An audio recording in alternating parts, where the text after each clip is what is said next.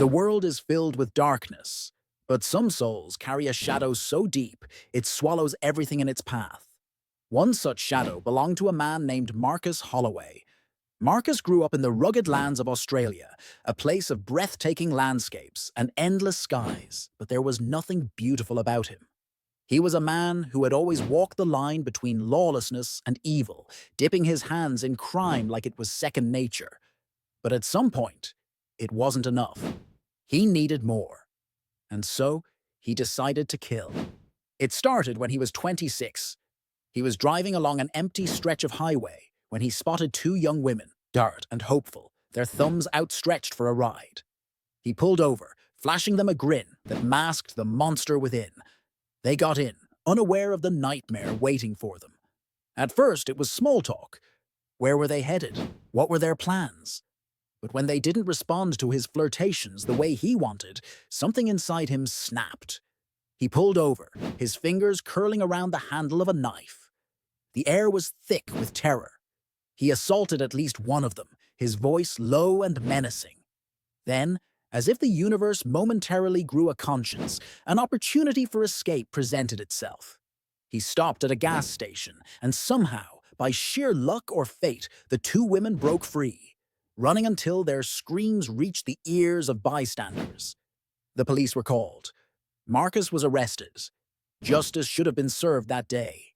But it wasn't. Through some cruel twist, he was acquitted. And for 17 years, he carried on, his hunger for violence festering beneath the surface.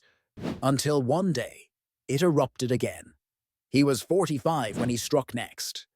A young couple, barely out of their teens, full of dreams and laughter, were walking along the road, hitchhiking to a music festival. Marcus saw them. He stopped. He smiled. They trusted him. He drove them deep into the dense wilderness of Blackwood State Forest, the towering trees standing as silent witnesses to the horror unfolding. Once there, he forced them out of the car, leading them through the underbrush. The boyfriend tried to protect his love, but Marcus was merciless. The blade sank into the young man's flesh over and over until the life drained from his eyes. The girl, trembling, sobbing, fought with everything she had. But it wasn't enough. Marcus didn't just kill her. He shattered her. 3 weeks later, another soul unknowingly stepped into his path. A lone traveler, a backpacker from England, was looking for a ride. Marcus stopped. The traveler, a man named Oliver, climbed in. The drive started like any other. A friendly chat, casual questions. But then, something shifted. The air inside the car grew heavy, charged with something sinister. Oliver's instinct screamed at him. Then Marcus pulled out a gun. Fear exploded inside Oliver. He threw himself from the moving car, his feet hitting the earth in a desperate attempt to flee. Behind him, gunshots rang out, tearing through the silence of the forest. Bullets whizzed past him, but by some miracle, none found their mark.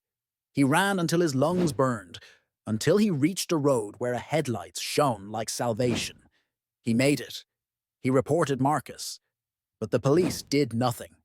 And so, Marcus continued, months passed, and his bloodlust only grew. A German woman, a young couple traveling across Australia, another pair of English hitchhikers. One after the other, they disappeared into the forest, their lives extinguished by his hands.